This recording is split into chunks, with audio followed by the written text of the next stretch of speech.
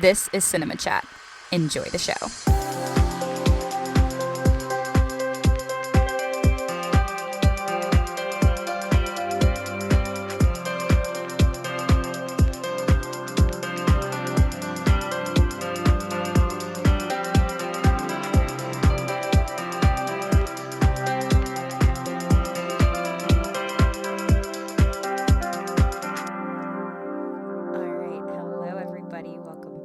Cinema Chat, the podcast where I chat about all things cinema.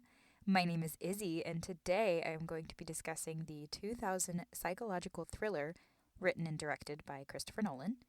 The film earned $40 million worldwide, opening doors for Nolan's career, and being one of his 3 films to be selected for preservation in the National Film Registry. Today I am going to be talking about Memento. I had never seen this movie before. I'd heard about it a few times, and I don't really know why I never got around to watching it, but with Odyssey coming out this week, I figured I needed to watch a Nolan film that I hadn't seen before. For anyone who is unfamiliar with Sir Christopher Nolan, he is a British filmmaker that made his mark with this film, Memento, back in the early 2000s. Since then, he has become one of the most successful filmmakers in the industry with the Dark Knight trilogy, Interstellar, Dunkirk, and most recently Oppenheimer, which received the Academy Award for Best Picture and his first win as Best Director. As previously mentioned, his newest feature, The Odyssey, will be coming out this Friday and is probably the most anticipated film of this year. And I've already mentioned multiple times that I will be seeing the film opening night in IMAX, second to last row, middle seats, and yes, I am just as excited as any film buff should be. Anyone who is a cinema nerd like myself knows how impressive Nolan is, how much he has advocated for the movie theater experience. He films majority of his features on IMAX cameras and is known for always using practical effects in his scenes.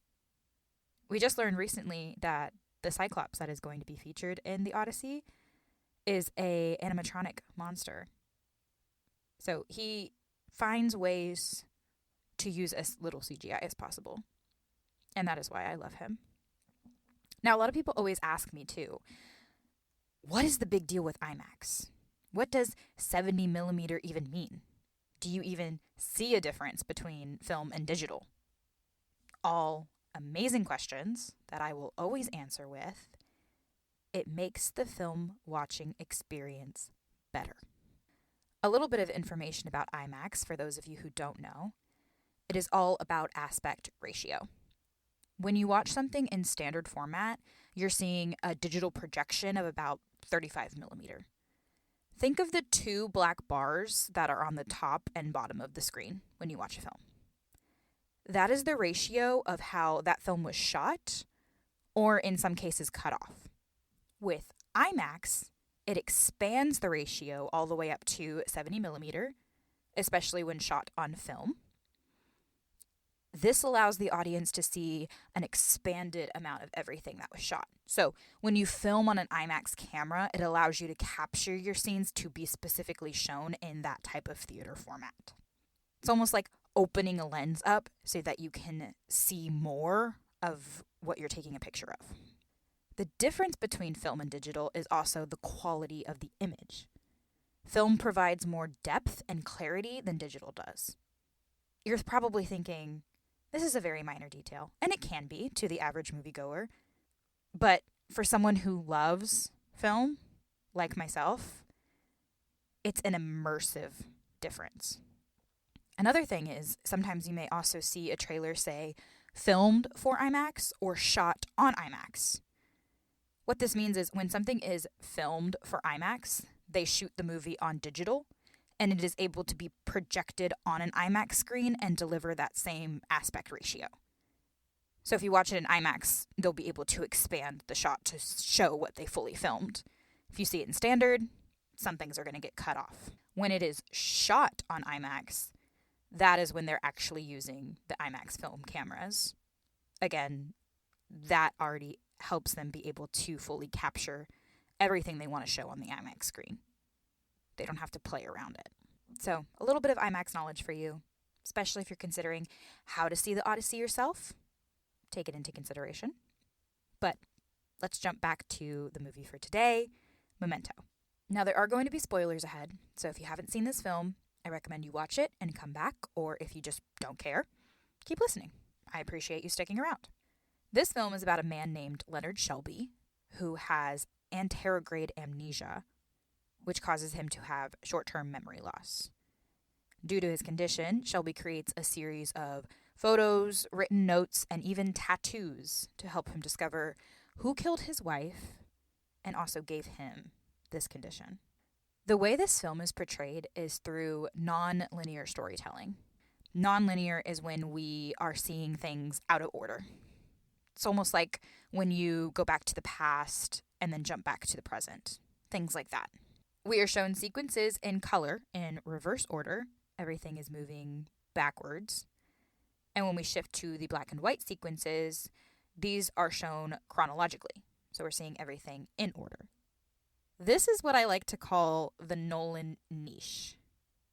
Some of his films really make you think or throw you through some time warps that mess with your brain.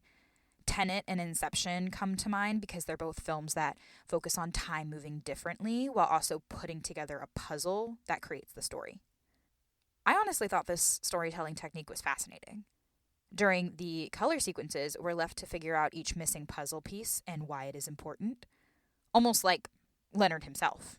He constantly forgets new information. Meanwhile, we don't even know the information he has already forgotten. So it's like we ourselves forgot what happened, even though we're learning about it.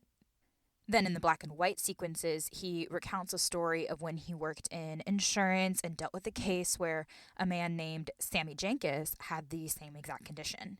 This helps provide more information about what our main character is going through, what his condition is like. We get more insights into his character and how he actually thinks, how his brain processes things. And it also leaves us questioning, why is this all important? What is the importance of this scene that majority takes place in just his hotel room? He's talking to somebody on the phone. I love how they both move differently until we finally catch up with both timelines, and then we have the big reveal of everything. Because if we watch it chronologically the whole time, I don't think the story works. We have no wonderment, we have no questions, we have no big reveal. This was the best way to portray this type of story, even if it makes it confusing. It's meant to be confusing. You're meant to ask questions. It is a reflection of Leonard's condition back to us as the audience. Now, I will admit, I did have to look up some explanations to fully understand everything that is revealed in the end. But for me, I find that fun. It's almost reassurance, like, oh, other people also needed clarification. But also, I love when a filmmaker doesn't care if every audience member picked up on something. Because, like I have said before, it creates conversation. Hey, did you see that? Or did you figure that out? No?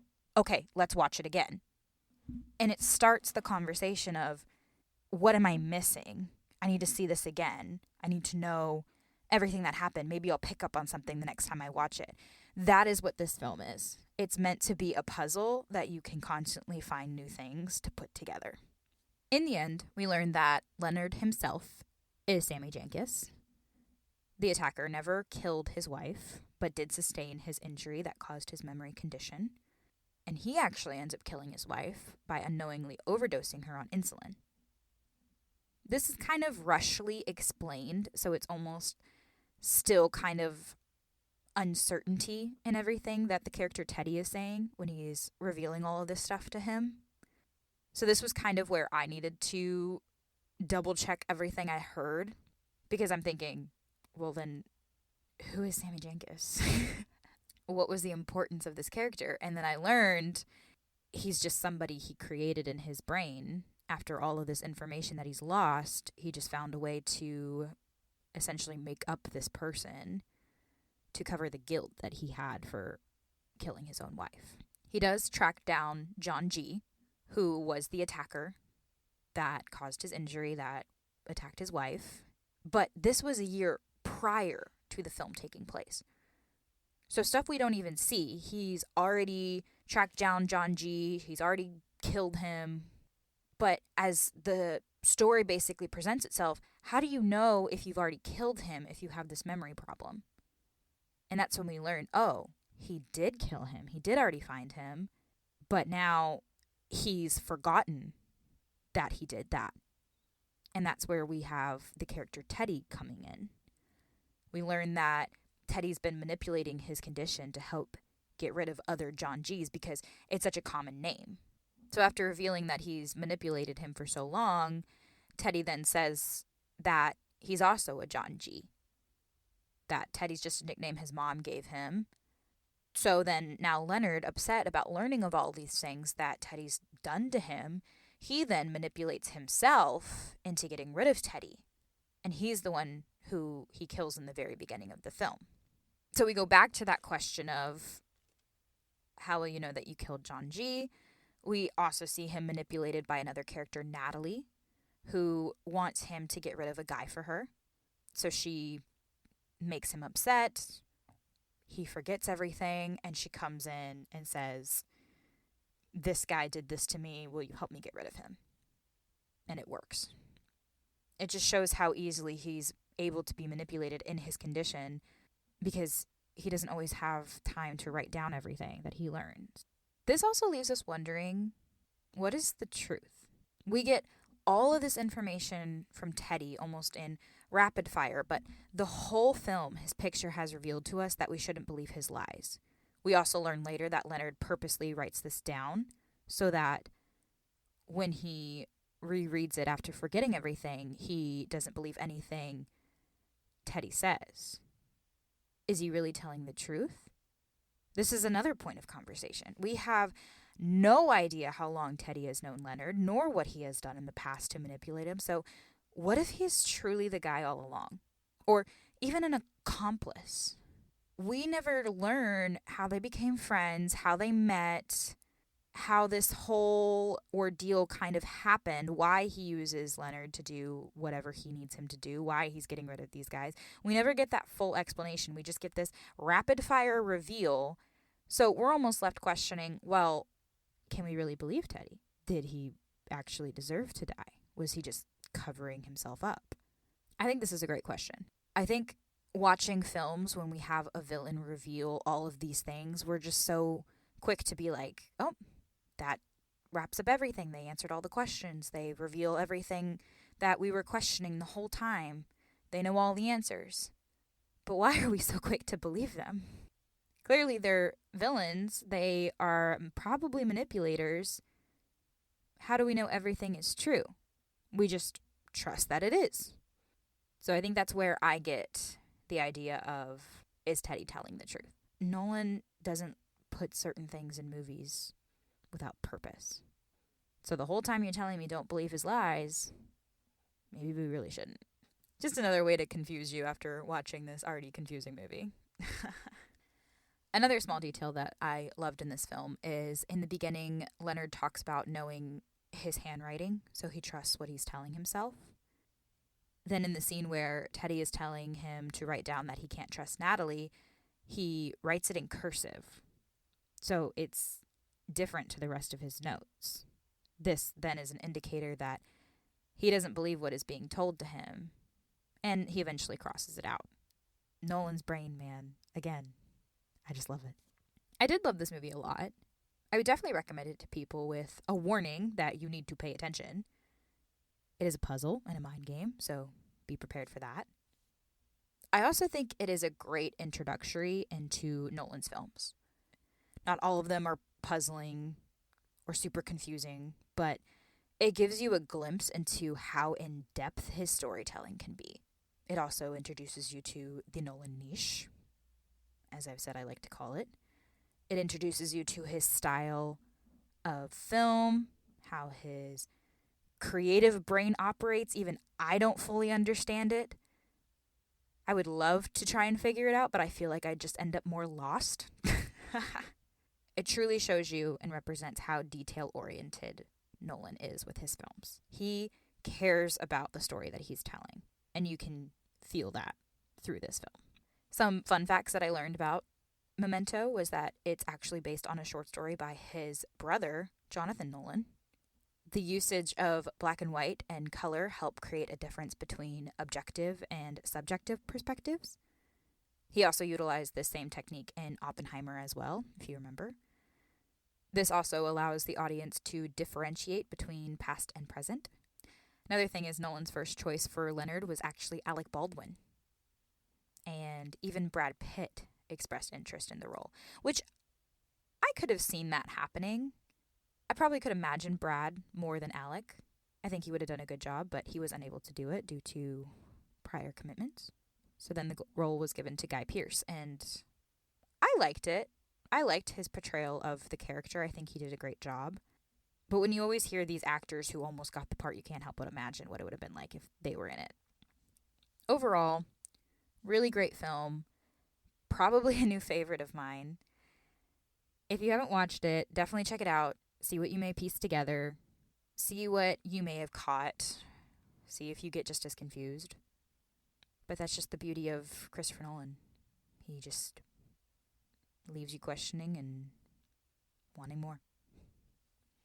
Thank you all for listening. Please feel free to share this with anyone you know who may also enjoy it. I've really loved making each episode for you all and am excited to continue. As I've mentioned one too many times, I will be watching the Odyssey this coming Friday when it releases, and we'll be discussing it on next week's episode. So be sure to tune in to see what I think of this widely anticipated movie. If you want to follow me online, I am at IzzyPog8, the number, on both Instagram and Twitter, at LivingIzzily on TikTok, and at IzzyPog on Letterboxd. Huge shout out to my DJ as always. Go give him a follow at Mike Afters on both Instagram and TikTok. And with that, a happy movie watching to you all. Bye.